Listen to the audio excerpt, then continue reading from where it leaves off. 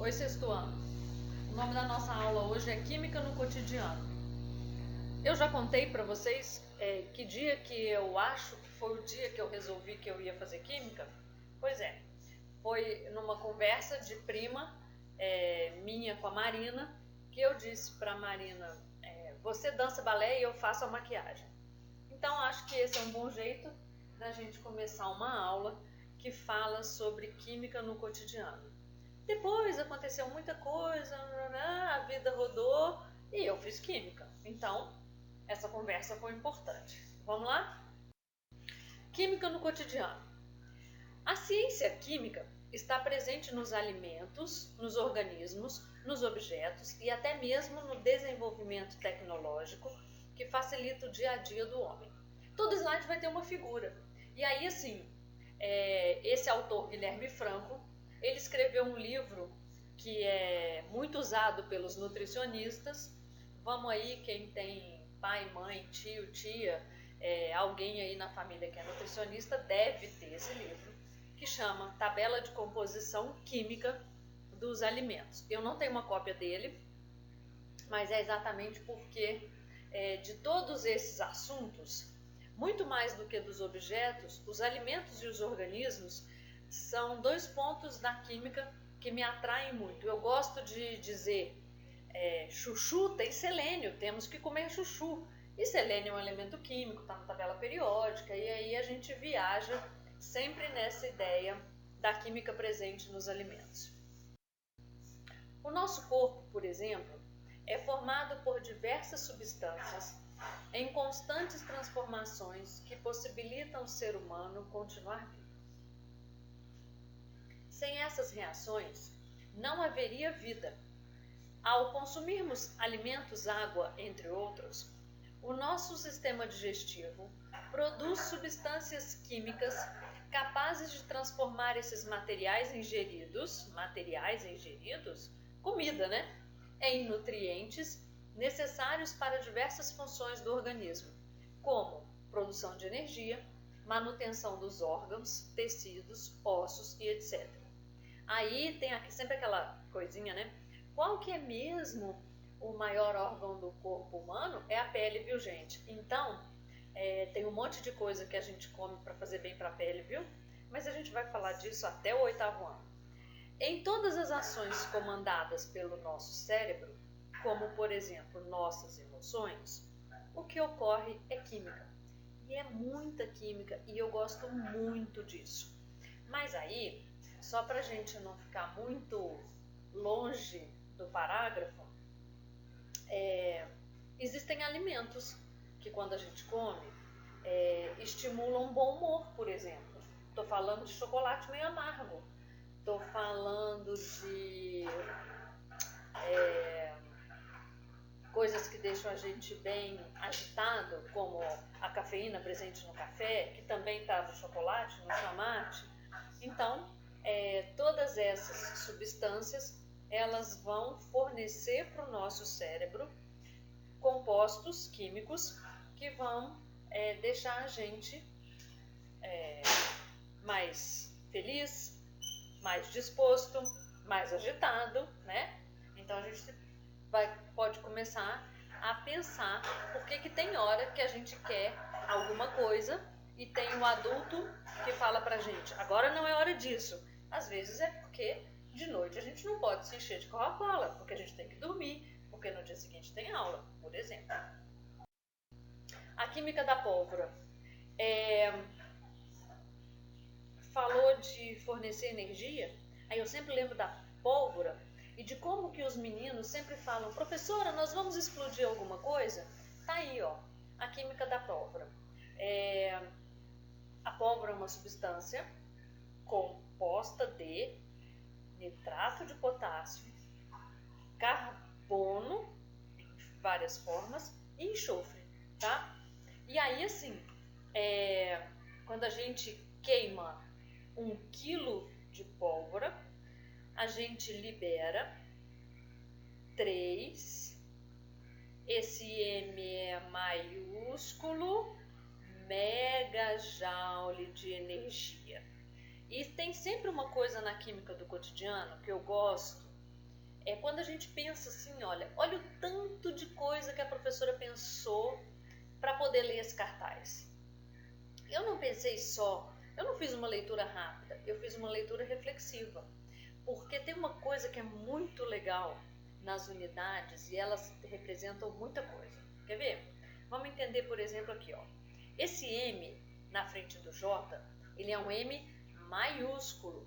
Então, ele é um M que está multiplicando o Joule. Então, é igual do megabyte. É um M maiúsculo. Se fosse um M minúsculo, era milli, que estava dividindo a energia. Mas não, nesse caso, é muita energia que é liberada quando a gente queima 1 quilo de pólvora.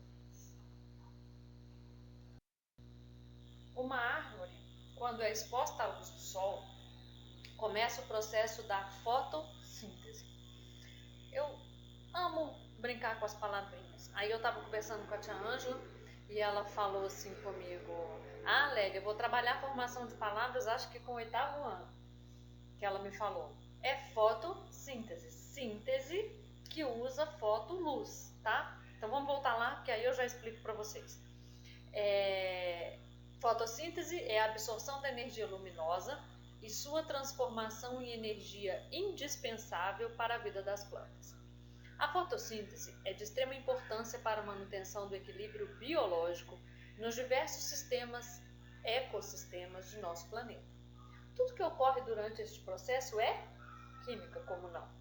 A equação da fotossíntese pode ser representada da seguinte maneira: 6 moléculas de dióxido de carbono se juntam, mas reagem com 6 moléculas de água e formam uma molécula de glicose mais 6 moléculas de oxigênio. Fotossíntese, síntese, porque juntou, viu gente? Junta mesmo, né? Se vocês forem observar, carbono, oxigênio e hidrogênio, que tem nas duas substâncias antes da seta, digamos assim, são as substâncias que formam a tal da glicose, C6H12O6, carbono, hidrogênio e oxigênio, tá? E ainda dá de quebra, como ela não é uma síntese egoísta, ela ainda dá de quebra oxigênio para a gente respirar. Essa é a equação da fotossíntese. Esse raio amarelo é a luz, viu? E o que é legal é que tem uma coisa aí da cor que eu não concordo, mas vamos lá. O dióxido de carbono é o triângulo amarelo, a água é o triângulo branco, aí a gente tem a glicose, mais 6H2O, mais 6O2. Essa é uma outra expressão da fotossíntese. O que a gente precisa entender é que é uma reação de síntese. Vai pegar essas duas moléculas e vai juntar, formando uma. A água, que é um elemento essencial à vida, só torna-se potável através de muitos processos químicos, que tratam a água imprópria para o consumo, garantindo o abastecimento à população. Muitas coisas a gente tem que falar sobre água, né? E aí, assim, a primeira coisa é que tratamento de água é matéria do 2º semestre, tá? A segunda coisa é que eu não podia passar sobre esse assunto da água e do tratamento de água e da água que é imprópria e que depois que ela é tratada ela fica boa para o consumo. Quando a gente pensa em tudo que está acontecendo e a gente vai lembrar que a coisa mais importante que a gente tem para fazer nesse momento é lavar as mãos. Ora, para lavar as mãos e isso ser uma atitude higienizante, a gente precisa de água potável. A gente, Uberlândia, essa cidade bacana, que para isso ela é bacana mesmo, a gente tem água potável. Agora a gente sabe que pelo nosso Brasil, quando a gente vê a questão do saneamento, e essa parte é a professora Raquel da Geografia que vai falar com vocês, nós somos privilegiados de ter água potável, né? Então, imaginem que para lidar com essa titica desse vírus, a população precisa de água potável, de água limpa, de água que limpa. E a gente sabe que tem um tantão de gente nesse Brasil de meu Deus que não tem água. Ao mesmo tempo tem uma coisa que é muito bacana, que a gente está vendo um monte de gente fazendo ações como eu vi que em algum lugar em Belo Horizonte um senhorzinho instalou na porta da casa dele, do lado de fora, sei lá, uma pia para que as pessoas passem e lavem as mãos. Olha que legal, né? Água potável, tá? Outros exemplos que provam como a química está presente em nosso cotidiano podem ser citados. Não adianta.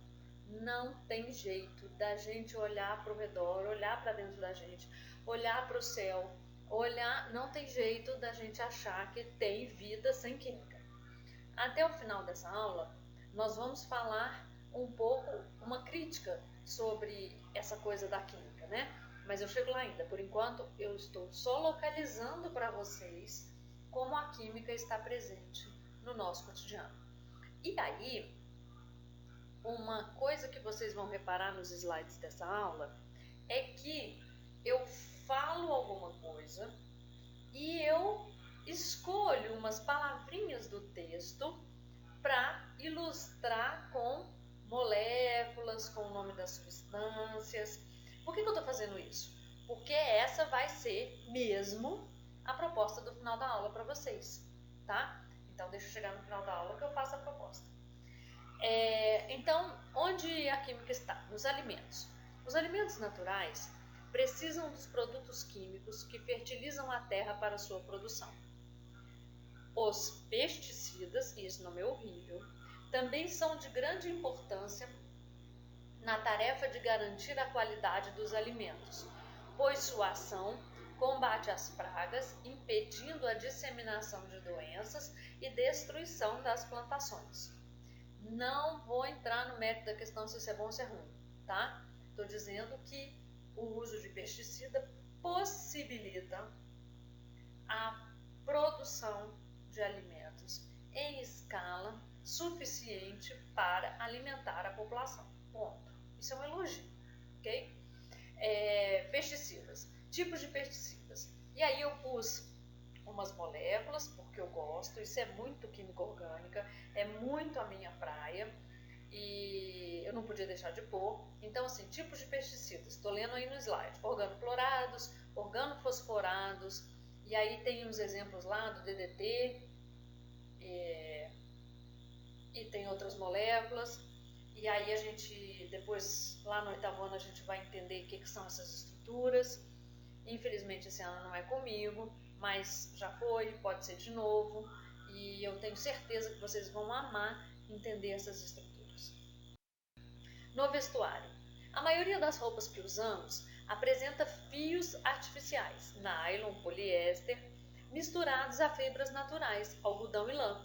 Então aí, ó, de novo, eu coloquei uma estrutura do nylon 6 e do nylon 66.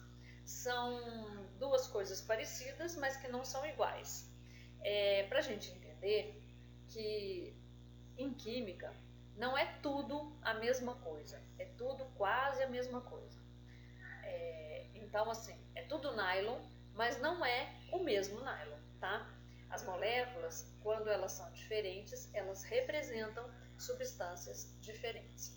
Aí aqui, ó, tem uma coisa que eu também gosto da gente olhar para essa imagem, é porque realmente fibra natural de tecido é algodão e lã. O resto tem muito sintético, como dizem. E aí, quando a gente olha para essa imagem do nylon, a gente está vendo que é uma estrutura grande, a gente chama isso de cadeia polimérica, muitos. E vocês vão olhar para essa estrutura e vão ver que tem um monte de coisa que se repete, né? Tem um vermelhinho aqui, logo exatamente 1, 2, 3, 4, 5, no quinto verdinho tem outro vermelhinho e provavelmente no próximo quinto vai ter outro vermelhinho. Isso é uma cadeia polimérica, tá? E aí, quando a gente fala de poliéster, por exemplo, eu estou falando de muitos ésteres ligados numa cadeia, como se eu tivesse um monte de éster na mãozinha um para o outro e forma uma grande cadeia que são os polímeros. Todo lugar tem polímero. E os polímeros são substitutos fantásticos dos tecidos. E os tecidos dos atletas, que não transpira, que isso, que aquilo, tem muito polímero. A gente usa muito. Então não adianta a gente falar assim, eu só gosto de roupa de algodão. Não, a gente usa muito polímero e não tem jeito. Tá na nossa vida, na vida dos atletas, tá no tênis, tá na mochila e invadiu a vida. Que vem agora na saúde. Aí é minha praia. Na saúde, o desenvolvimento da indústria farmacêutica e da medicina fortalece a saúde humana, aumentando a expectativa de vida do homem. E aí, para mudar um pouco o foco, eu vou falar que pesquisadores da Universidade de São Paulo desenvolveram um composto que, combinado a uma substância já conhecida, pode ajudar a minimizar os efeitos colaterais da quimioterapia realizada nos tratamentos contra o câncer de mama. A próxima fase é testar a experiência em animais. Depois, fazer análises clínicas em humanos. Gostei desse parágrafo, porque ele mostra para vocês que não adianta só descobrir alguma coisa. Que essa coisa de descobrir um composto e transformar esse composto no medicamento que está no comércio, tem fases, está escrito aí. A pesquisa foi feita por um grupo de estudos de química medicinal e biológica do Instituto de Química de São Carlos da USP e está sendo desenvolvida há 5 anos. A substância já conhecida é a doxorubicina, olha que nome, um quimioterápico usado no tratamento de diversos tipos de tumores, responsável por gerar efeitos como náuseas, queda de cabelo e perda de peso. Que vem agora a tal da estrutura desse composto chamado doxorubicina. Saiu rápido. É esse negócio aí, ó. Então, assim, quando eu falo para vocês da química orgânica e da minha atração por ela, é porque realmente a química orgânica é presente em um monte de coisa que muito importante na minha vida, assim, na coisa da saúde, etc. E aí está a estrutura desse composto que diminui os efeitos da quimioterapia, os efeitos colaterais da quimioterapia. No desenvolvimento econômico e tecnológico, a indústria química transforma elementos presentes na natureza em produtos úteis ao homem. Desde a fabricação de bens como computadores e automóveis, até itens como plásticos, vidros, papel e tintas são resultados de transformações químicas. E aí, isso aí é um trabalho de uma indústria de papel e celulose para explicar um pouco como funciona. Aí está falando, que após 7 anos de cultivo, o eucalipto é colhido. Troncos dessas árvores são cortados e transportados à fábrica de celulose. E aí é legal, porque isso também é matéria que a gente estuda no 6º ano, quando a professora vai definir para vocês o que é uma transformação química e o que é uma transformação física. Tá aí a ideia. Eu prometo que quando eu voltar nesse assunto, a gente vai lembrar da fabricação de papel. E aí a gente faz bem as duas diferenças sobre os dois tipos de transformação. Bom, a indústria de papel é uma indústria de transformação muito química, tá? Fazer papel é uma coisa que realmente mexe com química desde o momento em que pega o tronco de madeira e transforma em polpa de celulose. Tem muita química nesse processo. E aí, um dos processos estão ilustrados na figura que aparecem os meninos aí, que é o processo de clareamento, porque a madeira ela tem compostos de lignina, que são compostos que deixam a madeira escura. Então, para fazer o papel, tem que, em primeiro lugar, retirar esses compostos, transformar esses compostos de lignina, branquear a lignina. Então, a gente diz que são 2 processos importantes na fabricação do papel. É a polpação e o clareamento, Então, assim, que são 2 processos que, inclusive, polpação e clareamento são feitos coordenados, tá? E o clareamento às vezes é feito mais de uma vez. Então tá aqui. A lignina é clareada e refinada para a retirada de impurezas. Às vezes não é numa vez só que consegue tirar toda a lignina. São acrescentados aditivos como corante e talco para se fazer um belo papel. Muitas substâncias químicas são comuns no nosso dia a dia. Por exemplo, acetona, que a gente usa como solvente, e essa é a estrutura da acetona. Sal de cozinha, cloreto de sódio, água oxigenada, peróxido de hidrogênio, álcool, etanol, tá na moda, falar de álcool gel, formol, metanol, soda cáustica, hidróxido de sódio, ácido acético, componente do vinagre. Essa é a tarefa. Façam como a professora. Eu comecei. Eu peguei a acetona e achei a estrutura da acetona e coloquei aí. Então vocês vão continuar a preencher esse slide para mim no caderno. Vão pegar sal de cozinha e procurar aí uma imagem do retículo cristalino do cloreto de sódio. Água oxigenada, procura aí uma imagem da estrutura ou da molécula do peróxido de hidrogênio. Álcool, etanol, mesma coisa. Formol, metanol, mesma coisa. Soda cáustica, pegar aí a molécula, a fórmula do hidróxido de sódio. Ácido acético, componente do vinagre. Tem muita informação sobre ácido acético, mas eu quero a estrutura do ácido acético que faz parte do vinagre, porque vinagre não é igual a ácido acético, não. O vinagre contém ácido acético. Tá entendido qual que é a tarefinha? Então tá. Apesar de todo o progresso e bem-estar proporcionado pela química, há uma insistente crítica sobre essa ciência. Química é bom, química é ruim. Que ainda é responsabilizada por desastres ecológicos e poluição existente no planeta, quando na verdade é a inadequada atividade humana que faz uso da química, produzindo efeito nocivo sobre o meio ambiente. Aí eu coloquei 2 slides de novo, um falando de efeito estufa, chuva ácida, o outro falando também dos efeitos da poluição, e isso é assunto do 6º ano, quando o 6º ano está acabando, lá no final do quarto bimestre. As agressões à atmosfera, através da elevada quantidade de gases poluentes emitidos, agravando o efeito estufa, são consequências da ganância do homem. O conhecimento é o principal meio de conscientização, levando a sociedade a evitar o consumo excessivo de materiais e energia, e exigir meios que substituam o uso de combustíveis fósseis. Combustíveis fósseis também é matéria do 6º ano. A química deve ser compreendida de maneira que se promova uma qualidade de vida cada vez melhor. Aí eu pus um emoji fazendo joinha, porque esse é o objetivo da química. Na minha cabeça, quando eu decidi que eu ia fazer química, para mim química era tudo de bom.